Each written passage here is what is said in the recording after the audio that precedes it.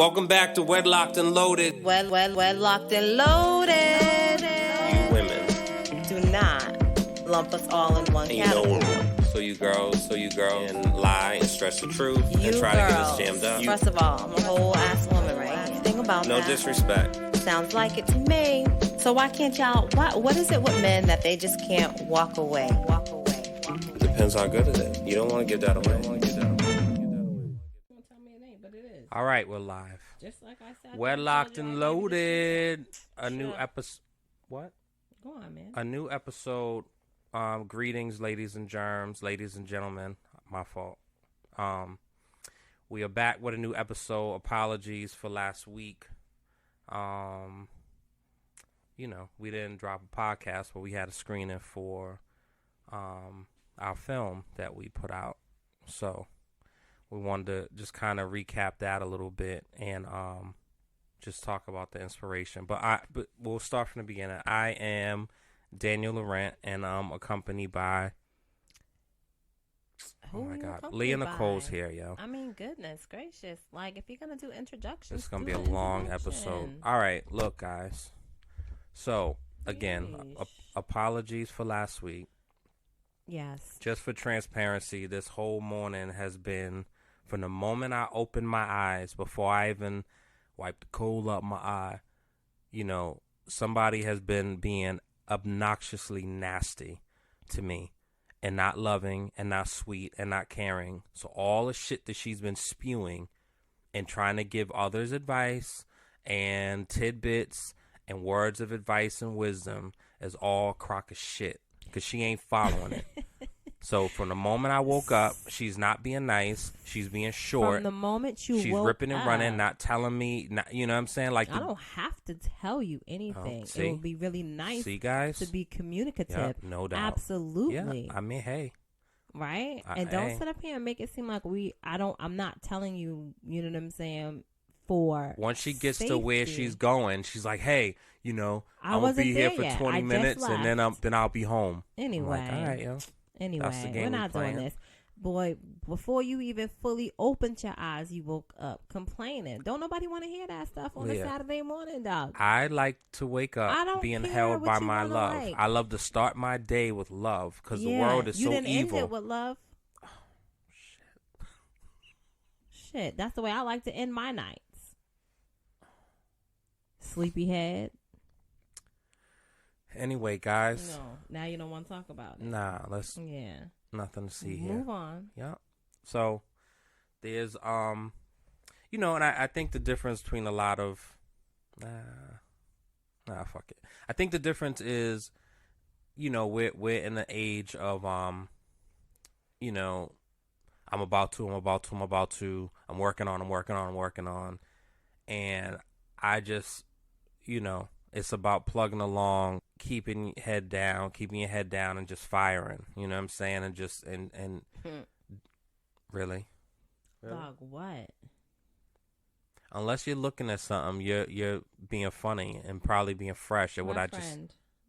What? I want you to keep on with your thought. Yeah, no doubt. So as the podcast has been growing, and thank you to everyone that subscribed, that listens, that shares, that likes, that comments, that rates, that votes. We appreciate you from the bottom of our hearts. And, while we're doing this, there was when did we film that? December? I think, right? Sure. So, just to, start from the beginning, there was two situations that happened. One of which, just really affected me in a different kind of way. And I think that I was also in my discovery of what I want my artistry to be and where I want to be in this ecosystem of music, film, entertainment, imagery, etc. And so, with Black Dollar, intentionality is the only option. And you often hear me talk about intentionality. I think that, the artists that use their voice or their POV, or comedians, anyone that uses their voice and their platform to offer a different perspective, further a conversation, bring awareness to something. Those are the people that I hold most near and dear. I think it's dope to dance in the club and all that. Kudos to all of it. You know what I'm saying? But for me, the meat and potatoes and the soul food is what's important. And the situation that happened, it affected me, and I sat with it for a while. And there was a project, that I was already working on, a music project, and it was a relationship record on it. And I think at that time I was like, oh, you know what? It would be interesting because this situation that happened, what was put out, it involved some sort relationship matters, and it turned tragic, right? But I think I wanted to show in the music video for the other project I was working on, I wanted to show the duality between a quote unquote positive relationship and positive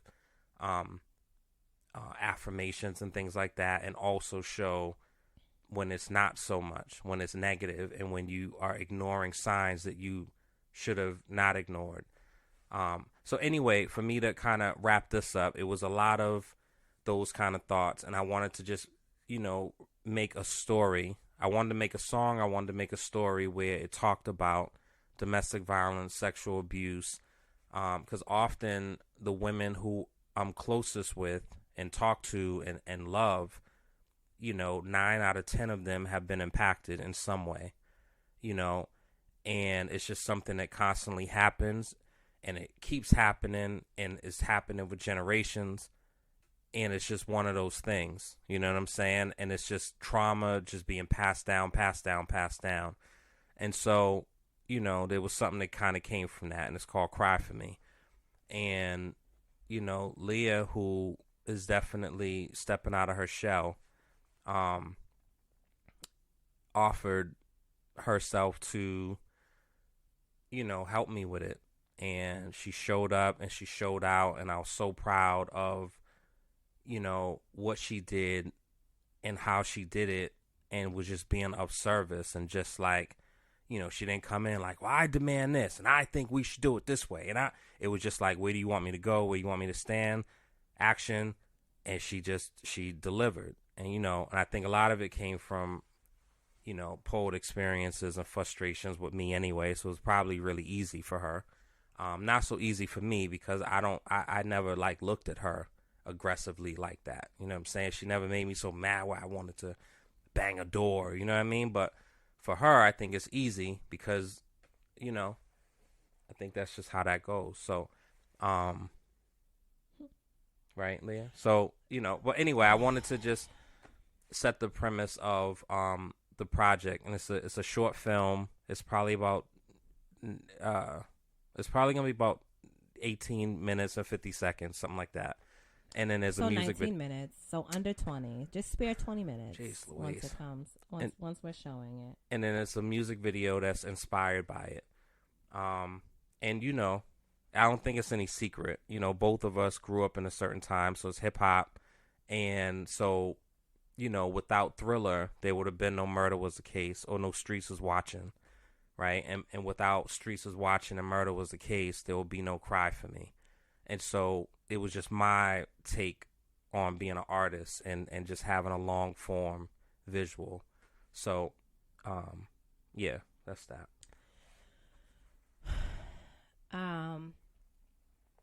Both the tragedies that you speak of also impacted me in a number of ways, right? And just speaking on domestic violence and sexual abuse, I think that for a long time, and even till this day, talking about it, if you've experienced it, is so taboo, right? For a while, so let me just take it back. those experiences, you know what I mean? Like they did something to me. I've been a victim of sexual assault. I've been a victim of domestic violence. I have, you know, I have both. I have girl children. And, you know, I can remember, you know, as far back, like, you know, my mom just being overly protective, right? And somewhat teaching me some of the things to look for, right? And by look for, I mean to say more so like, don't, you know, this should not happen. Don't let anyone touch you here. You know what I mean? And I think about the conversations that I've had with my own children, and I you know, specifically my daughters, like I don't remember ever saying, don't let anyone ever put their hands on you, right? Because I think sometimes we have to really be explicit with what we need, what we want them to know, you know, not just leading by example, but like actually having conversations. And I don't think those conversations happen enough. Whereas, you know, if something is happening, they feel comfortable. Some people may not feel comfortable enough to talk about those things that they are actually experiencing, right? I think that we don't talk about it amongst each other as we should, because one, we are ashamed and or embarrassed. And I think that we need to take our pride and our ego out of it, and like be authentic. You know, don't when you don't talk about certain things, you know, when you don't face those things, when you don't face those things, for me, I feel like, you know, it takes it not facing it makes it have more power, right? So, you know, you become, you know, you stay in that anger, you stay in that sadness. Like you need to address it. And whether you address it with a professional, whether you address it whatever way you need to, whether it's on social media, if you need to tell your story that way because you feel like you can't trust a person, then do what you have to do, but let that shit out and let it go. And that doesn't mean to say that, oh, I forgive, right? That doesn't mean that it didn't happen and it didn't impact you in a way. That just means like release that shit so it no longer has that hold over you. For a while, and I'll tie this back into you know, those specific the tragedies that inspired you, DL. But for a while, you know, I thought about my own experiences, right? My first sexual assault happening when I was 8 years old. Typically, they are by people that we know and trust and that's supposed to love and care for us, right? I remember after it happened, hiding in the closet, right? Partially because of the shame, right? Like, oh my God, I feel disgusting. Oh my God, he just touched me here. Oh my God, like that's not supposed to happen. I can never look at this person again, right? So fast forward, you know, it happened again at 12. Not with the same person. And, you know, a few times later. So you would think like, for me, I'm like, yo, I know God didn't put me here for me to just endure this, right? But the first time, my mom knew about it and she took action. The second time, I kept that to myself. Because partially I felt like, yo, what am I doing that's making these people do these things to me? I say all that to bring it back to the film and to the video, right? None of this is your fault. And for a long time, I questioned my purpose on this earth. And I thought about this the other day while I was in the shower, and I was like, yo, we're trying to spread, you specifically with this project, is trying to spread, awareness about this. And I'm like, yo, is this, did I go through all of that to be a voice? Like, is this my purpose?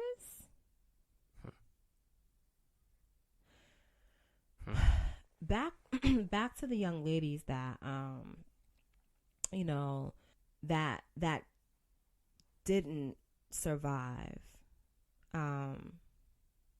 One was a friend, and one was a young adult, a young woman. She was a daughter of someone that I went to high school with.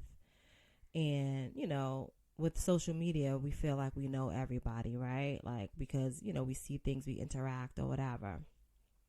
I think those two tragedies, they impacted me just in a different way, right? One, because it was like way too close to home. Like, it was home. It was home. And then for me, there's this bit of survivor's remorse, and I think even when you go through certain traumas, you sometimes just feel like, yo, I wish I didn't survive this again, because you're holding on to that thing that happened. Anyway, I say all that to say that I'm happy that I was able to assist you with this project. And just as much as it means to you, it means to me. Was there things that were in the process? Was there things that were triggering that you had to like overcome and compress, or was it? Did you look at it as, art, and you were able to kind of escape? I was not in the midst of it. I wasn't triggered by it, right? And I'm able to compartmentalize a lot of things in my life, and so like I said, I wasn't triggered by it. And there was no real need to escape that, because I've dealt with my own stuff, right? I've dealt with it. So no, to answer your question, no.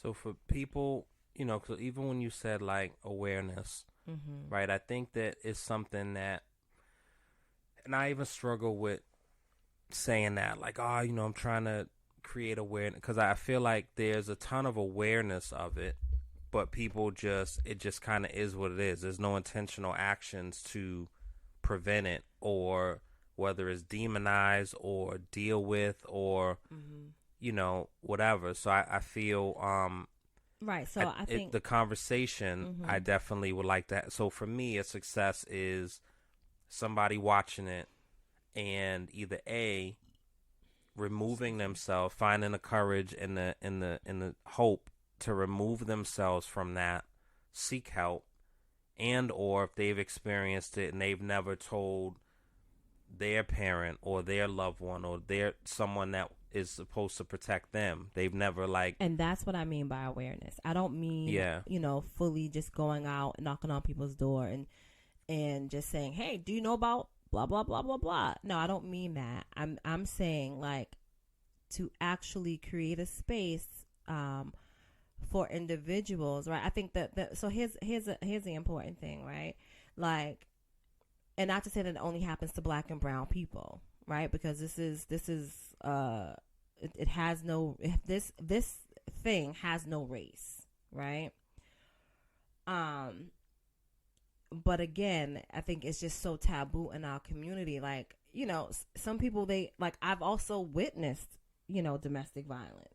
I've witnessed, physical. I witnessed somebody near and dear to me be physically assaulted, right? And as a child, I should not have witnessed that. And so I think, like, growing up, when you've witnessed this type of behavior, it's kind of a norm, right? This shit ain't normal. And it's not okay. Do you think that looks differently?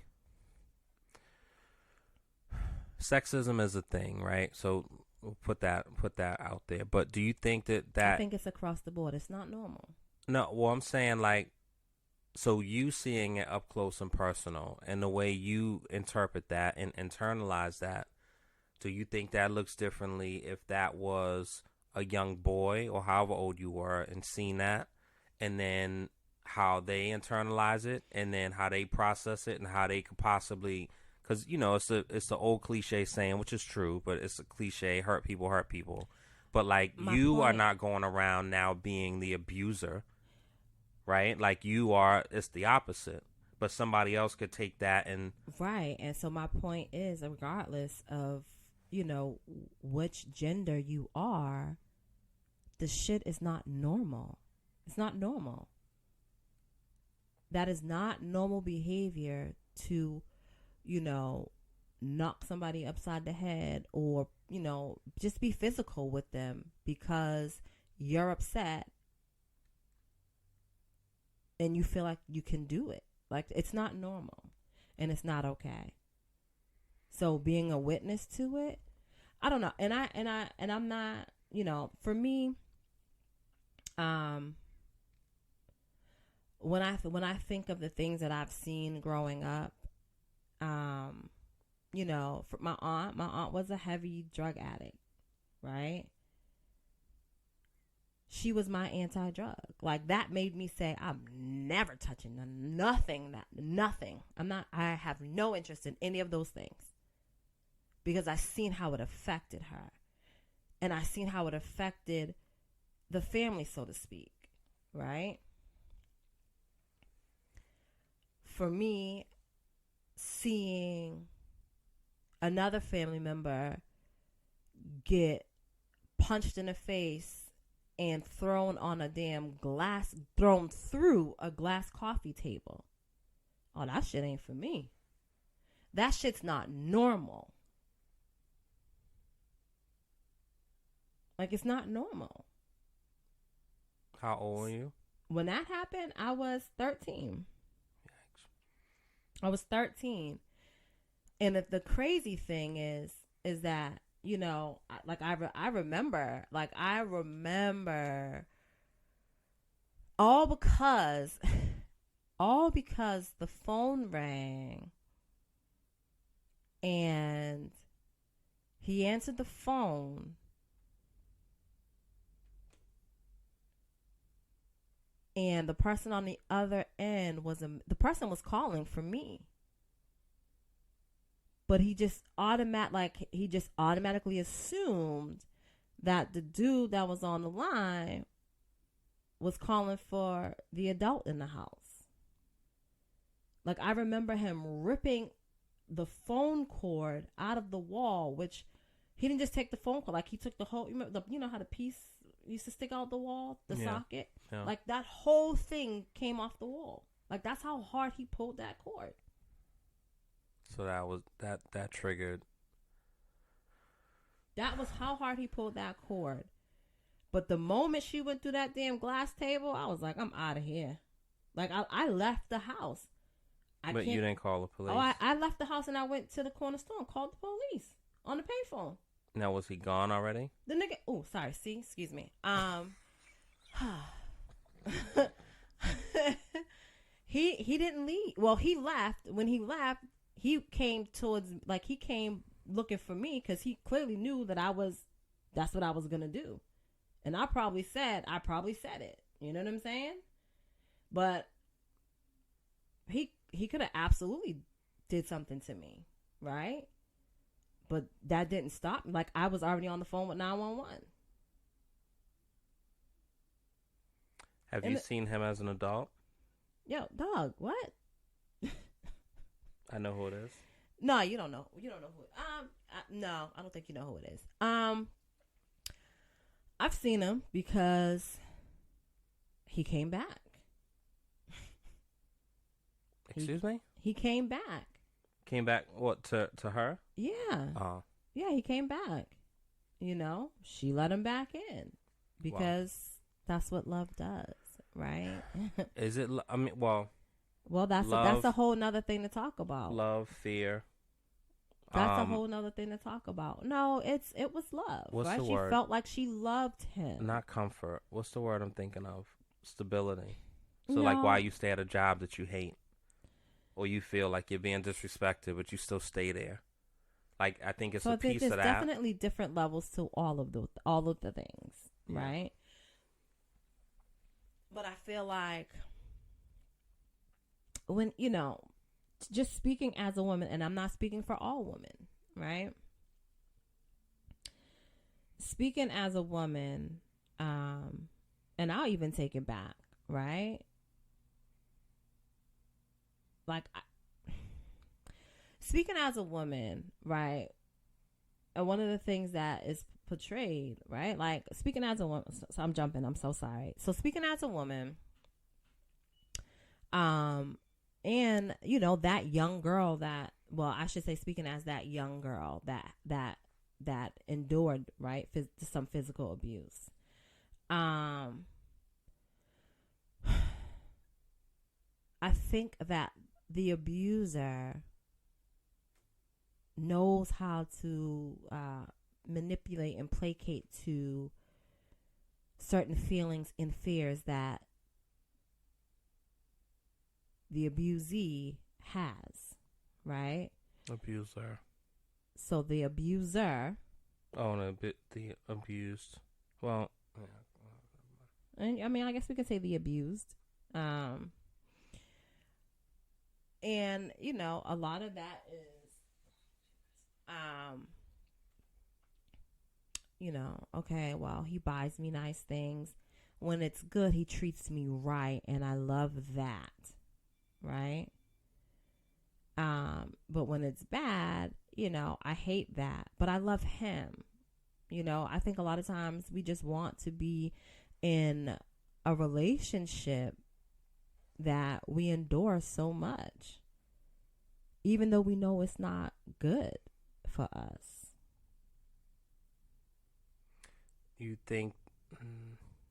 And sometimes we misconstrue certain things as love. Again, based on how you've grown up and what you've witnessed growing up, right? Like, sometimes that's what, you know, looks like love to you. That can look like love to you because that's what you were shown indirectly, but directly, if that makes any sense.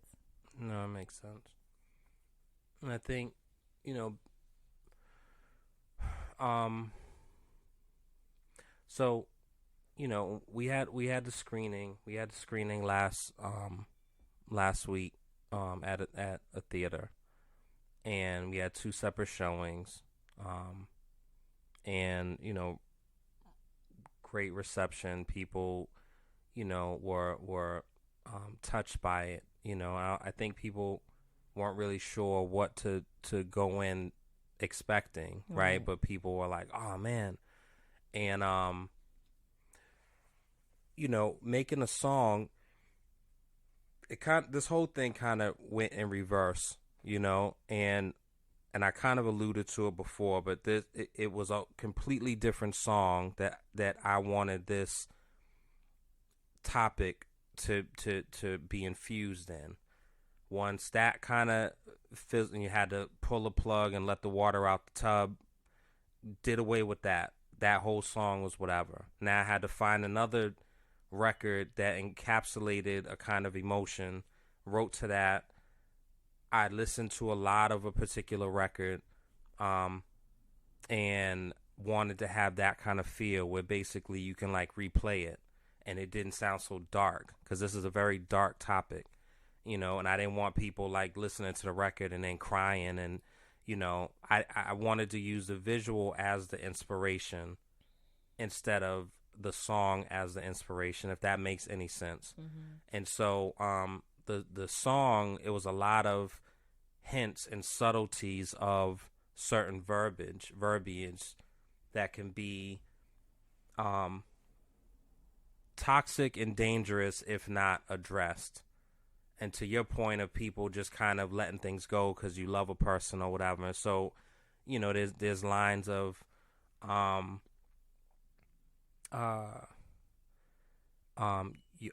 you coming home late seems a bit defiant. You know what I'm saying? And like you would kind of have that type of verbiage to maybe your child or someone younger than you that you are housing. You know what I'm saying? Like, you're defying me. That mixed with, like, what they say about the closest, the closest hurts you the most, right? You know what they say about the closest, deepest. Fear of losing you and humility's increasing, can't control it. Something that I grown with. Women constantly like to control. So once you start hearing that type of a rabbit hole going down that lane, it's actually it's signs that you're ignoring, right? And then it's like, marriage is eulogized. I could see the death in it, most definite. And then the video is supposed to be an exaggeration of the words, and so, I think when you all, I don't necessarily want to review. I think the music video is a very compact, mini, encapsulated version of the short film, and I think it's like beautifully done. Shout out to Ben Cassiani, did an amazing job. A one man, quadruple threat. But in the video you'll see, we're having a good time. It quickly changes. I feel away. Leah then reacts to that, which is a real thing, and that's happened before. And I think in our relationship, we had to start being mindful, and I use the word again, intentional, to not do that. And I think a lot of couples that we've definitely talked to, like, that will happen. So one person's annoyed at something, and the other person gets annoyed because they're annoyed. And it's like, well, that doesn't work. You know what I'm saying? And, like, how do you handle that? I don't know. But, like, now all of a sudden you're mad, which the person who was originally mad now gets even more mad because how dare you be mad, because you have no reason to be mad. So it all, like, spirals in a second. And then, there's banging, there's whatever, and then there's assumed stuff that happens that you don't see, but you know what happened. Then the next scene shows exactly what happened. And again, what led to all of that was a phone call that I assumed was something that it probably wasn't. You know what I'm saying? And I think that, again, those type of things, like from that moment of the first scene, that probably should have been a separation or some sort of something. So for it to allow to get to the next verse, which you guys will see what happened, it's just like, damn, yo. And when does it stop? And maybe that is the deal breaker for you once that happens. And maybe you find the courage and the light and the resources to remove yourself and to seek help. And there's a ton of help, right? But it's just a matter of when you are ready for it, if you feel safe enough to reach out for that. Because, my assumption, and I've never been in this space, but like you reach out to someone and you say, this person's doing this to me. There's a fear that that person that you're reporting is going to catch wind of that. And then how's that go? That's not going to be warm and fuzzy. I mean, there's, I think the first step is talking about it. Again, when you don't talk about it, you give it power, right? So when I think of, like, an abuser, right? I think about, let me show you all the good things that I could do for you and to you, right? Let me buy you this. Let me take you here. Let's do this together, right? Now we're spending, so much time together and you are now alienating, your family, and your friends, right? So now he has you all to himself. And you're not doing it intentionally, right? Like, he's just like keeping you really, really busy so that you don't have time to hang out with your girls no more. Or even, you know what I'm saying, visit, you know, I'd be able to place a, you know, take a phone call here and there, but you're not spending hours on end on the phone because he just has you tied up. Not literally, but just bit tied up being busy, right? Because he's showing you the world, right? That alienation is the first thing, right? Because now you're like, damn, okay, he's doing this to me, and I can't even talk to nobody about this because ain't nobody fucking with me like they used to fuck with me because they feel like I stopped fucking with them once I got with this dude. That's the power right there. That's the power. Is every situation like that? No, but most of them are. So what's the balance of that? Because so before you answer, so what's the balance to that? Because if you are in a newer relationship, you are getting to know each other, right? And depending on you two's work schedule, assuming both of you work, both of you have careers or jobs or whatever, like you have to find time to connect and get to know each other. And so the time that you are spending, is that. And if this is important to you, you want to kind of invest in this and not like throw 10 cents in this and 20 cents over here. You want to fully see and give this a go. But then that's at a sacrifice to. But it doesn't have to. It really doesn't have to be. It can't be a balance for everything. So somebody's gonna feel slighted. So my point is that yes, you can spend time with a person to get to know a person, right? But when they try to monopolize, your whole life, that's different. But it doesn't present that way though, at first. So say you're a person, you love trips. Right? Yeah. And doing something, we're going somewhere 7 days. Yeah. Come back. Hey, what are you doing on Saturday? Bring you out to dinner. Hey, on Tuesday, get your nails done. Now we're going out next weekend and we're taking a trip. Right. Like that's a lot of time. But that's not being presented like a. So, but it is, right? You know why? So, okay. You gonna say no? I just spent the whole week with you. Right? You had me all to yourself. Are you talking about me, literally? No. I'm going off of your example. I'm about to say, because I'm trying to be so good. You know what I mean? Damn, I told y'all how this morning started, so I'm very fragile, and there's a lot of... All right. I just spent the whole week with you, right? And I spent some time with you before we left, right? Like, probably stayed the night at the crib. I stayed the night at your crib. Whatever. We've talked on the phone. When we come back... It's not that I don't want to deal with you no more, right? But when we come back, breathe. Breathe. And be accepting that, hey, I had a life before you, and I want to continue to have that. Now, does that mean I'm going to be out every Saturday with my girls?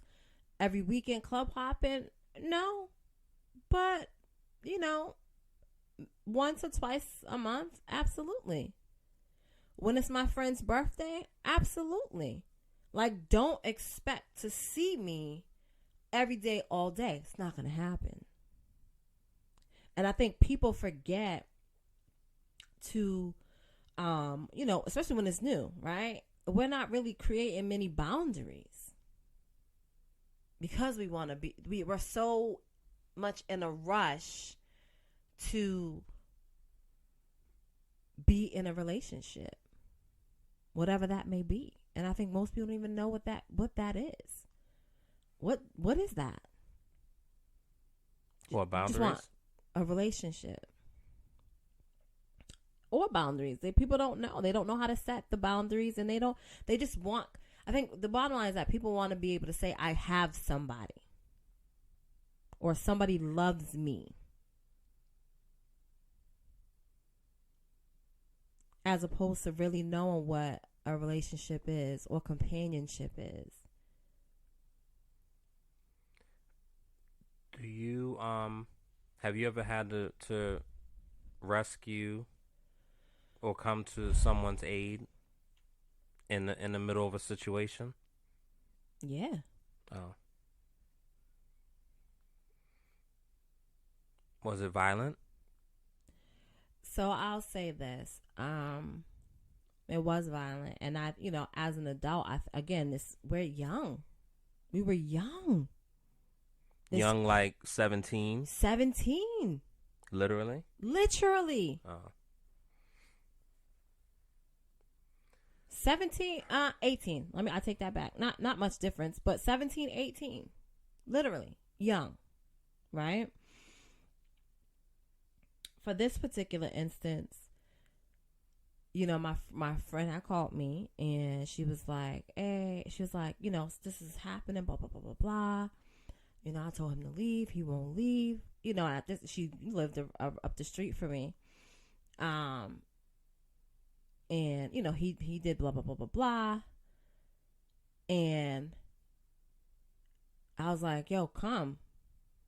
So she comes to my house. She literally runs to my house.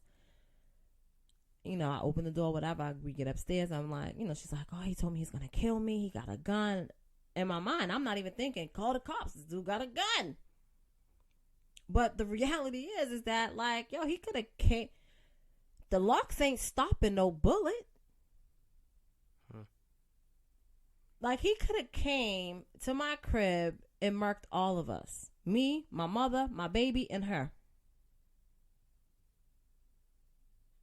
That's real. I never thought about that until I got, like, older. You know what I'm saying? Like, what? Like, now the flip side of that, is there any part of you today that,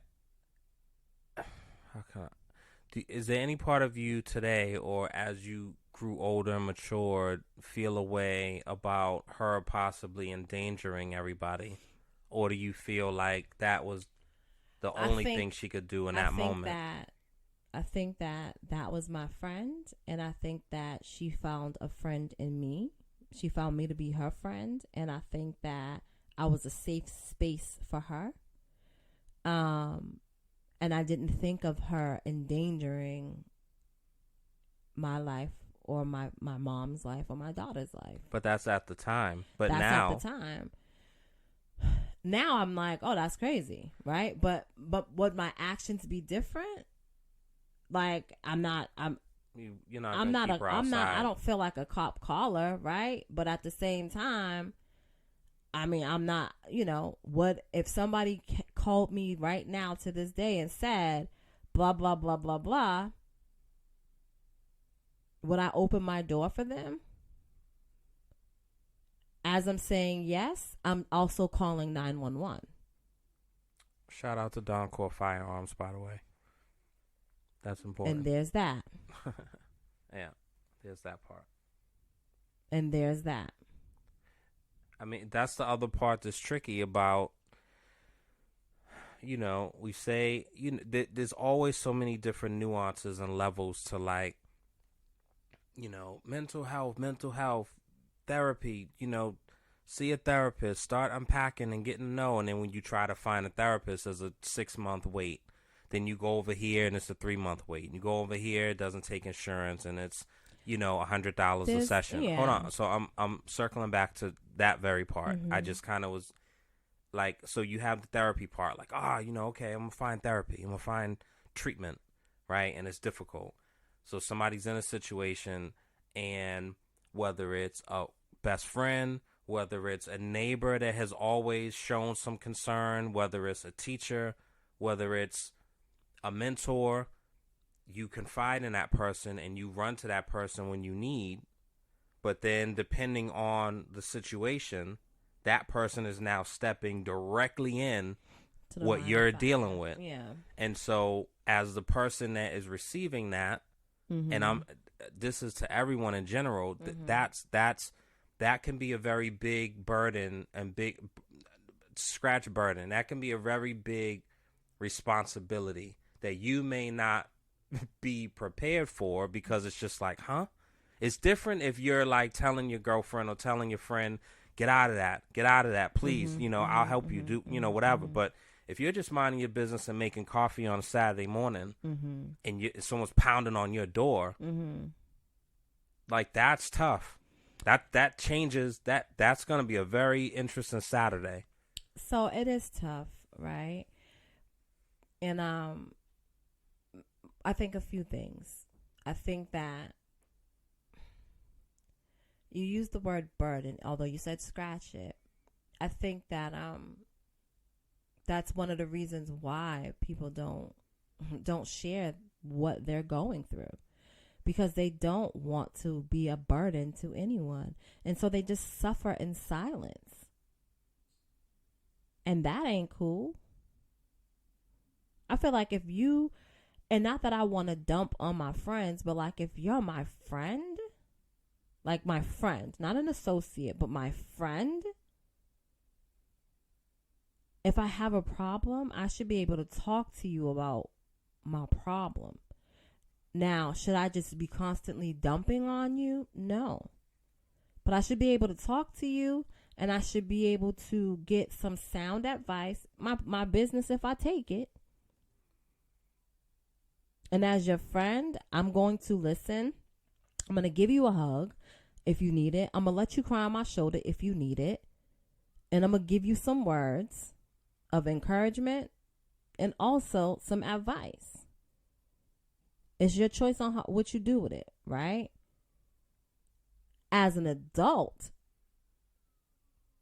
and knowing and setting my boundaries, I'm still going to be your friend, but I'm not going to always listen to your issues if it's the same thing over and over. Like if you've experienced this thing for the 1,000th time, I'm going to have to tell you, I love you, but I can't help you any more than I've already helped you.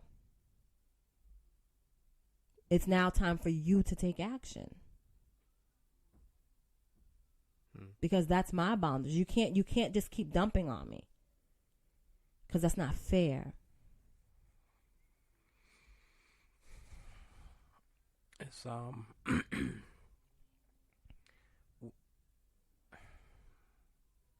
don't know, it's like there has to be some growth. Like you can't be doing the same thing for 10 years and there's no growth, there's no movement. Like you can't be accepting that. You just so I'm clear, are you speaking from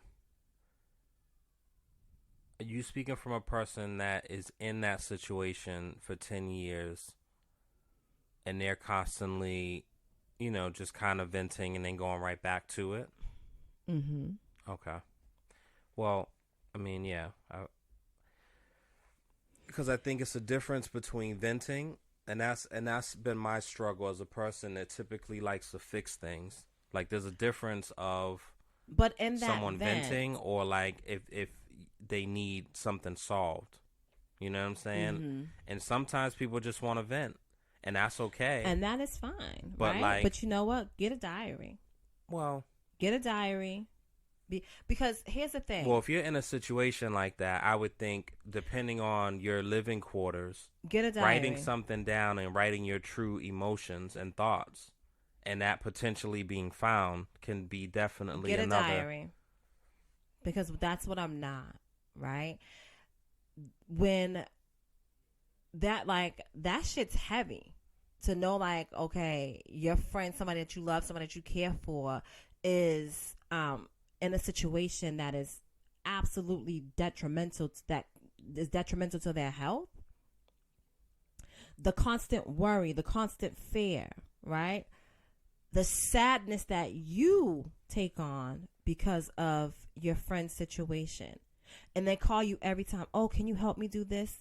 Oh, this is what's happening. He gave me a black eye. Last week he broke my arm. Like that is that you take an emotion, like that takes an emotional toll on you as well. Yeah. They're not just going through it alone.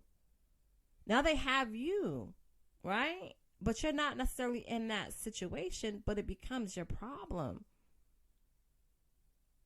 And that's okay, because that's what friends do. But it can't be my problem for the 10 years that you choose to stay in that situation. I see. It's not fair. I have a question as we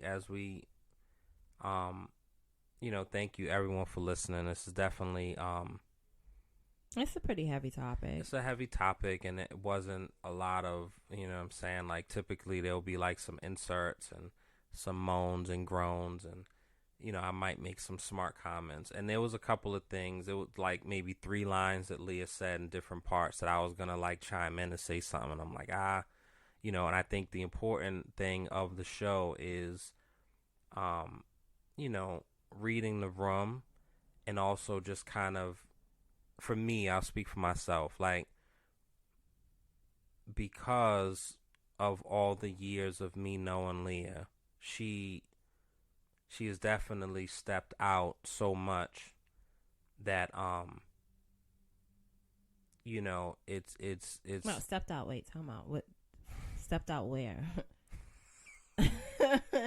Stepped out how? Oh my God. This is not supposed to be humorous, but I also know like that just sounds kind of crazy. I didn't say coming out. I said stepped out. And stepping out Stepped means out I of- got a side somebody on the Alright, side. yeah, So yeah. stepped out. Now you have to, let me mute you. Where's the mute? No, I'm just saying elaborate. When I you just- use terms like that, you need to I know. elaborate. Yep, I'm about to, but I definitely got to get. You got it. Just go Definitely for the ahead. next week, I'm gonna get a button that can mute. Mm-hmm.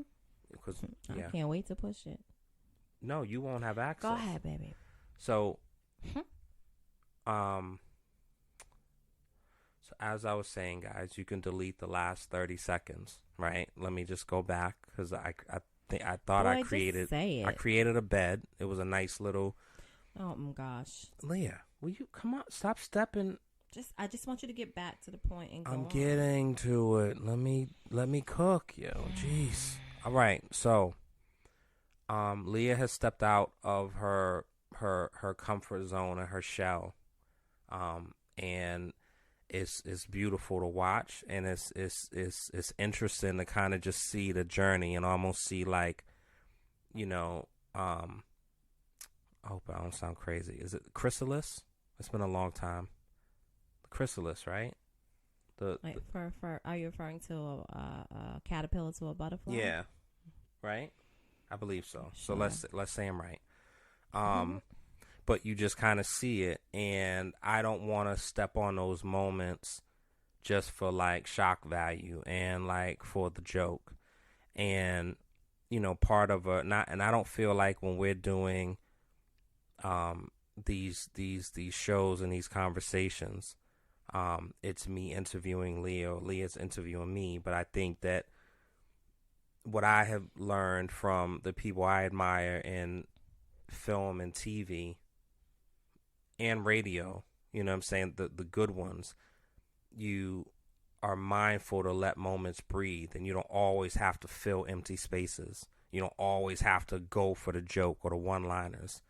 You know what I'm saying? And so, and there was a couple of shows like this, that it was important to just kind of let Leah get that point off, or get those points off, because it's important, and and it will help someone and has helped people, because you never know when people get that courage and that support to make a change.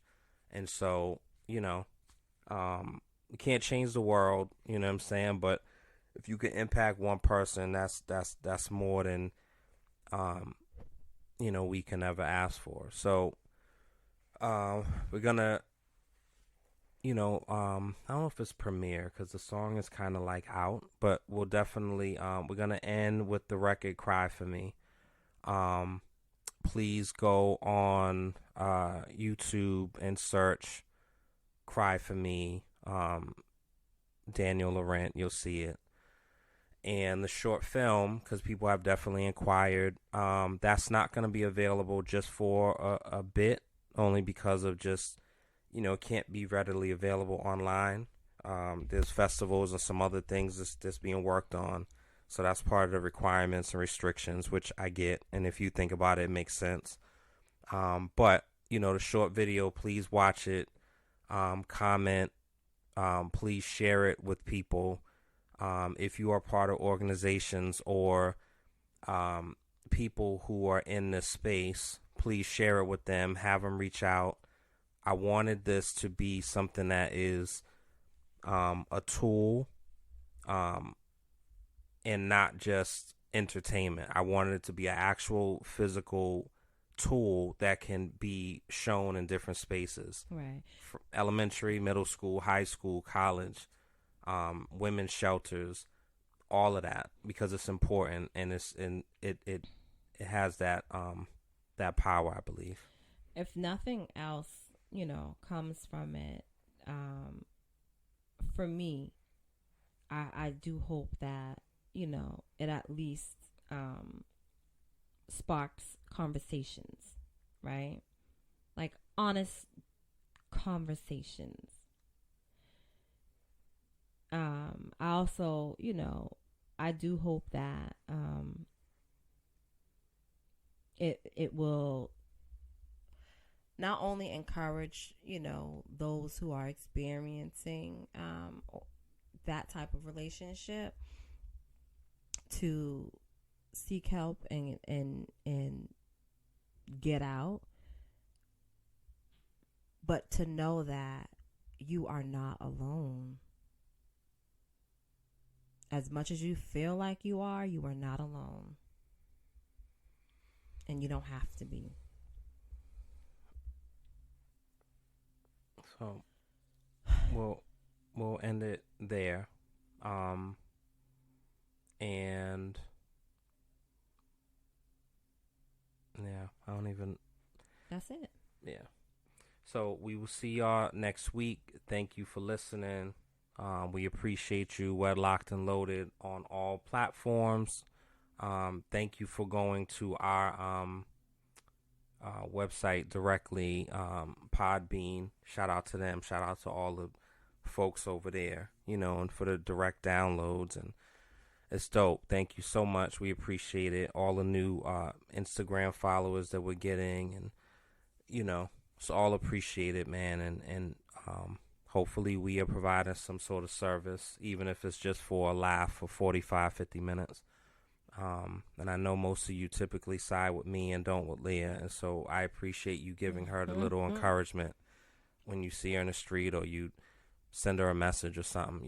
It's good to throw her a couple of bones.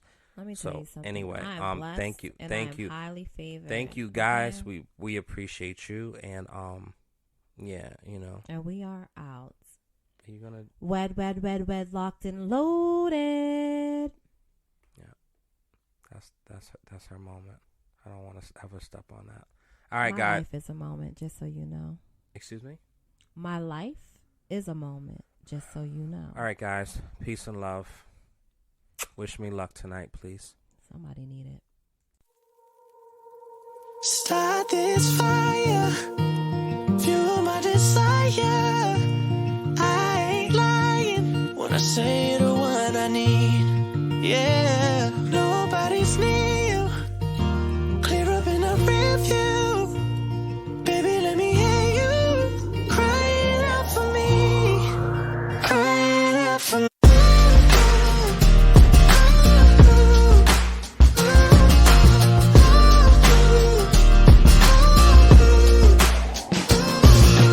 High school first dates. You ran track, but in the end I came in first place. Never a day apart, now it's worst case. Ships passing the night, not even first base. Can't touch it. You wanna talk, I change the subject. Not in a woman fuzzy, no longer hands are public. Competitions on who could stay longer quiet. No more home cooking, strictly top ramen diet. When we're together, I feel at my highest. But now you're coming home late, seems a bit defiant. We now sleep with our backs kissing. We added eyes and minus and too many we's, which to me equals to division. Listen.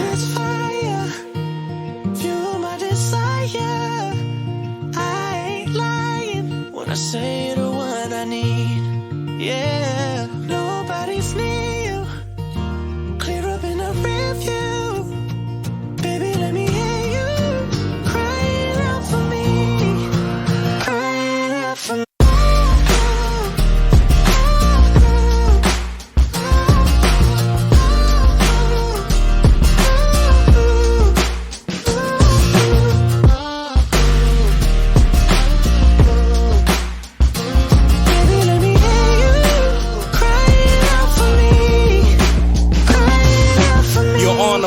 more frequent. Texting back and forth, privacy mode secret. You know what they say about the closest? Yeah, deepest. Fear losing you and humility's increasing. Can't control it, something that I've grown with. Women constantly like to control My pride was jail, but you paroled it. When we're together, I feel whole Relationships ain't easy, really starting to take its toll If I can't have you, know the rest of it. My heart hurts, leaving me in a deficit. Pain so bad when I breathe, feeling my chest and Marriage is eulogized, I can see the definite, most definite. You're my desire. I ain't lying when I say you're the one I need. Yeah, nobody's near you. Clear up in a review. Baby, let me hear you crying out for me. Crying out for me.